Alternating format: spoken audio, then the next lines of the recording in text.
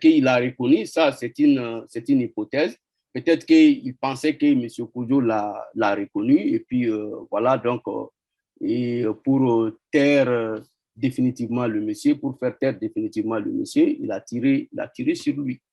Donc voilà, mais dans la vidéo, quand vous la visionnez très bien, vous remarquerez que M. Koudio a respecté eh bien, toutes ces règles-là. Donc c'est très important de respecter ces règles-là. Mais la force de M. Koudio ce jour-là résidait dans les appareils de surveillance qu'il avait mis en place.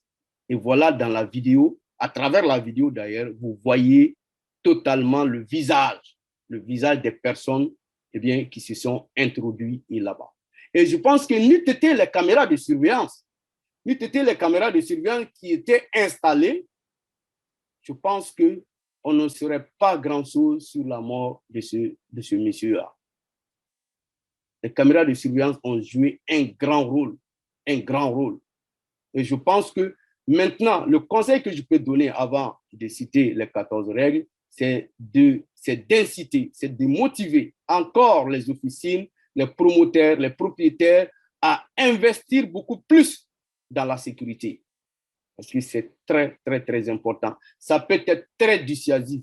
Un voleur qui vient déjà, qui voit qu'il est filmé, eh bien, ça peut dissuader à ne pas commettre le vol. Ça peut le dissuader à ne pas commettre le braquage. Mais quand il voit que le système de sécurité est défaillant, eh bien, ça ouvre la porte à tous les méfaits. Donc, c'est très important. Investissez dans la sécurité. Investissez dans la vidéosurveillance et dans toute autre forme de sécurité qui peut protéger eh bien, votre officine. Donc, les 14 règles à tenir en cas de braquage. Restez suffisamment calme et essayez de contrôler votre père. C'est très important. Quand le braquage s'introduit dans votre officine, tout de suite, il ne faut pas paniquer parce que dans la panique, vous risquez d'aggraver la situation. Essayez de contrôler votre père.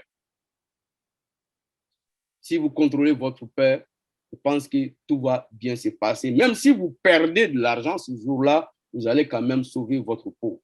C'est très important. Et surtout, ne le provoquez pas. N'essayez pas de résister. Ne montrez pas de la résistance et obtempérez à ses ordres. Tout ce qu'il vous dit de faire, il faut le faire. Il vous dit de vous coucher, il faut vous coucher. Il vous dit de vous lever, il faut vous lever. Il vous dit, montre-moi la caisse, montrez-lui la caisse. Faites seulement ce qu'il vous demande. S'il ne vous demande pas de vous lever, ne vous levez pas.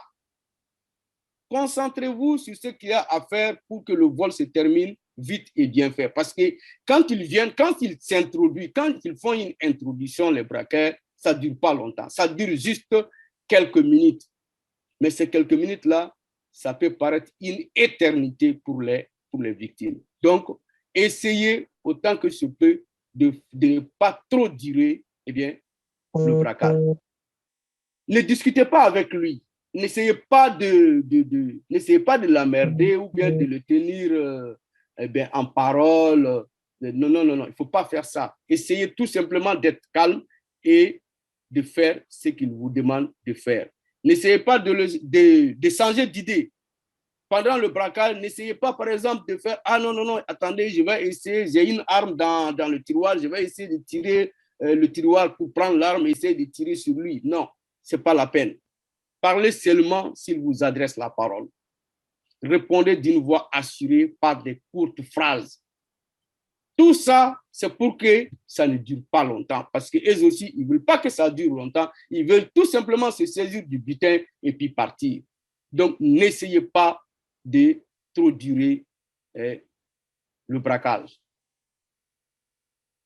Si vous devez faire un mouvement, dites-lui ce que vous voulez faire, ce que vous allez faire. Faites en sorte qu'il puisse toujours voir vos mains. Voilà, c'est très important parce que vous voulez faire un mouvement, il faut le dire. Sinon, il ne vous voit pas. Il n'est pas au courant de ce que vous allez faire. Peut-être qu'il va confondre, il va penser que vous êtes en train de prendre une arme et puis tirer sur lui. Et puis la plupart des cas, des assassinats, des meurtres arrivent dans ces conditions-là. Parce que les voleurs, ils viennent, ils ont aussi la peur au ventre. Il ne veut pas se faire attraper. Donc, si vous êtes dans une situation comme ça, essayez de contrôler tous vos mouvements. Alors, 7e règle, informez-le.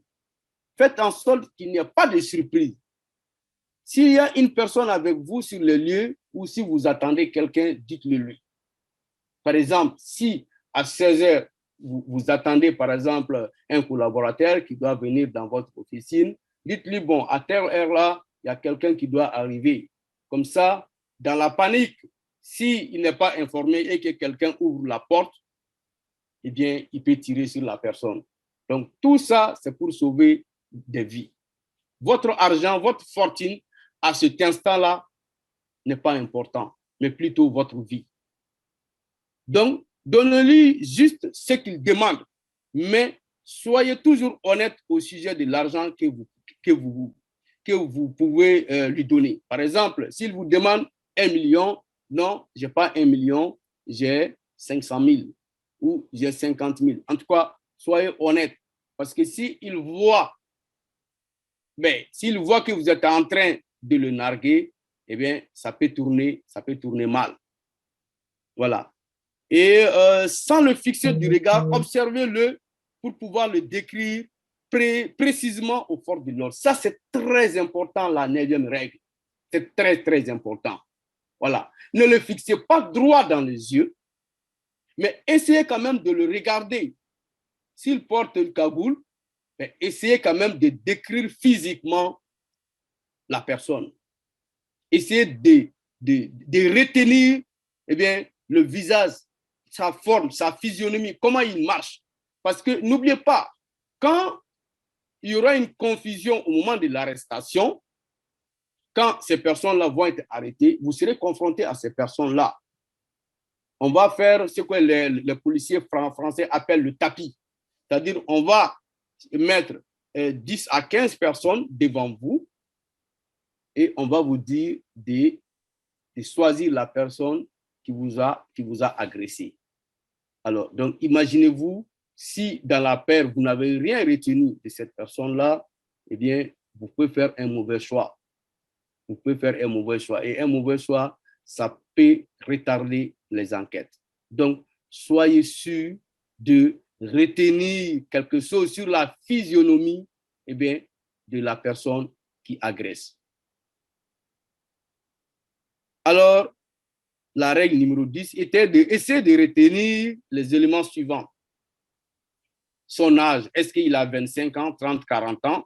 Est-ce qu'il y avait une femme parmi les braqueurs? Le teint, il a beau porter des chemises à manches longues ou bien il a beau porter le cagoule. En tout cas, vous pouvez remarquer que cette personne-là est de teint noir ou elle est de teint clair.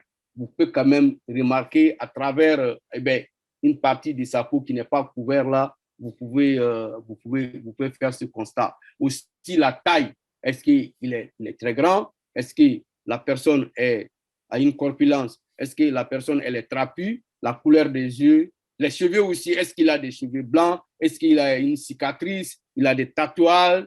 Est-ce qu'il a un accent, par exemple, quand Cham qui a remué toute la sous-région là, parle, il a un accent. C'est comme si c'est un Peul qui parle Bambara, son Bambara n'est pas clair. Donc, essayez de retenir ça, parce que ça, c'est un élément capital aussi qui va être déterminant dans l'enquête. Est-ce qu'il a un accent de Ségou? Est-ce qu'il parle le Bambara de Ségou? Est-ce qu'il parle le français du Nord? Ou bien, en tout cas, chez nous, au Mali, là, chaque personne qui parle, il a un accent. Est-ce qu'il a un accent de Bamako, un accent de Kaï, un accent de Tombouctou, un accent de Baningo? Baningo, par exemple, quand il parle Bambara, on sait que ce Bambara-là n'est pas le Bambara que nous parlons à Bamako. Voilà, c'est ce que je disais au début de la présentation. Dr Kodjo a respecté, en tout cas dans la vidéo, toutes les règles. Les 14 règles là, bon, en tout cas, on peut dire qu'il les a respectées parce qu'il a été vraiment très coopératif. Il a été très, très coopératif. Et tout le monde, ce qui a d'ailleurs choqué les gens, c'est parce qu'il avait les mains en l'air, il a donné l'argent, tout ça, mais avec tout ce qu'il a fait comme geste, il a été abattu. Je pense que ce jour-là, M. Kodjo est tombé sur une personne vraiment,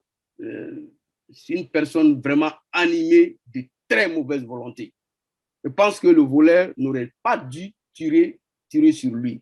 Et je pense que quelque chose aussi malheureux. Bon, si vous voyez qu'on est arrivé, tout le monde s'est impliqué, tout le Mali s'est impliqué dans cette affaire-là, c'est parce que c'est la façon dont, c'est la manière, la façon dont Dr Kodjo a été tué. Je pense qu'il a respecté toutes les règles de sécurité. Mais si je dois dire quelque chose qu'il faut améliorer, moi je dirais plutôt que Dr Kodjo devrait installer un système de protection mécanique. Par exemple, il n'était pas dans la pharmacie même au moment où il a été assassiné, mais il était dans un bureau, dans son bureau derrière la pharmacie, je pense. Donc, de là-bas, tout le système de sécurité doit être centralisé là-bas. Et c'est comme ça que ça se passe. Les caméras de surveillance, tout sont centralisées dans une pièce. Alors, à partir de cette pièce-là doit être son bunker. Et moi, je conseillerais plutôt à toutes ces pharmacies-là, quand il y a un braquage, quand on voit que les voleurs sont en train de rentrer, eh bien, ceux qui peuvent d'aller se réfugier dans un bunker, en fait, dans une chambre où les portes sont vraiment barricadées, où les portes sont blindées, même avec des tirs de rafale des AK-47, on ne pourra pas les percer. Je pense que ça pouvait sauver Dr Kodjo. Et aussi la protection mécanique, en appuyant sur un bouton seulement, les portes d'entrée principale de la pharmacie allaient se fermer. Et une fois que ça se ferme, il n'y a pas moyen de les ouvrir. Donc, ça pouvait sauver. Quand les voleurs savaient que la porte est fermée derrière eux, alors ça pouvait les dissuader à se rendre même. Parce que là, tout est déjà perdu. Et voilà, pour répondre à ta question, monsieur Dako, oui, s'il y a quelque chose à améliorer, je dirais encore, il faut améliorer le système de sécurité. Il faut améliorer la vidéosurveillance. Il faut améliorer le système de protection mécanique. On a encore à notre début, mais il faut faire quelque chose. Mais pour les règles à tenir, on ne peut rien ajouter à cela. Il a respecté scrupuleusement toutes les règles parce qu'il voulait sauver sa vie. Mais malheureusement, il est tombé sur quelqu'un qui ne voulait rien entendre. N'essayez pas aussi, pour terminer, je ne sais pas si je suis encore dans le temps, n'essayez pas de le poursuivre. En cas de braquage, par exemple, ils ont pris l'argent, ils ont cassé la caisse de la pharmacie et puis ils ont amené l'argent. N'essayez pas de jouer à la tête dure, par exemple, pour essayer de suivre ces braqueurs-là. Donc, retenez les caractéristiques et le numéro d'immatriculation du véhicule, même si souvent ils volent avec des véhicules volés, mais ça peut aussi aider à améliorer l'enquête. Mémoriser, c'est à quoi il touche. Par exemple, bon, ça, ce n'est pas encore développé sur nous. C'est-à-dire, toute chose, il suffit juste de toucher avec la main nue quelque chose et qu'on arrive avec le système d'emprunt, qu'on arrive à vous retrouver. Donc, mais malheureusement, ça, ce n'est pas encore développé au Mali. Sinon, on n'a pas besoin de régner ciel et terre. Tout ce que la personne a touché, il faut juste amener ça au niveau de la police scientifique. Ils peuvent retrouver la personne. Mais au Mali, on n'a pas une base de données pour tout le monde. Même si sur la carte d'identité, on fait à l'empreinte digitale. Dans beaucoup de documents administratifs, il y a l'empreinte digitale, mais ce n'est pas centralisé. On n'a pas une base de données, une base de données scientifique par rapport à ça. Sinon, ça peut aider beaucoup à trouver les personnes qui commettent de tels actes.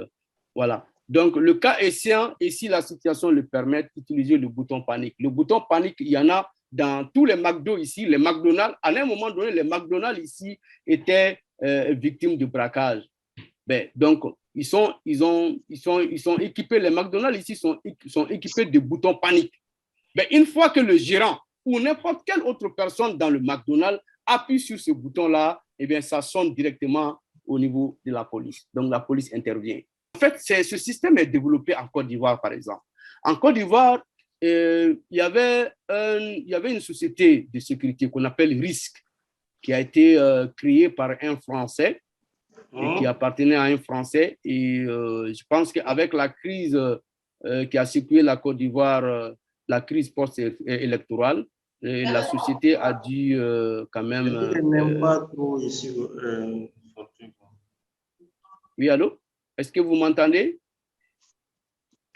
Oui, camarade, on vous entend. Ok, d'accord. Donc, en Côte d'Ivoire, ce système était beaucoup plus développé, et même il l'est encore. Je donnais l'exemple sur la société de sécurité risque. La société de risque, la société de sécurité risque appartenait à un Français. Eh bien, partout où il a ces éléments, eh bien, son personnel, il y a ce qu'on appelle la centralisation de tous les systèmes de sécurité. Par exemple, il suffit juste que là où sont installés, par exemple, ces appareils, ces un client, si le client constate qu'il y a quelque chose qui se passe mal ou bien qu'il y a une intrusion dans son domicile, il peut juste appuyer sur ce bouton-là.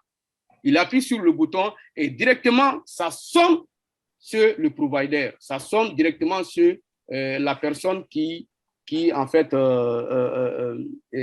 maintient le contrôle sur le domicile ou sur le commerce de la personne.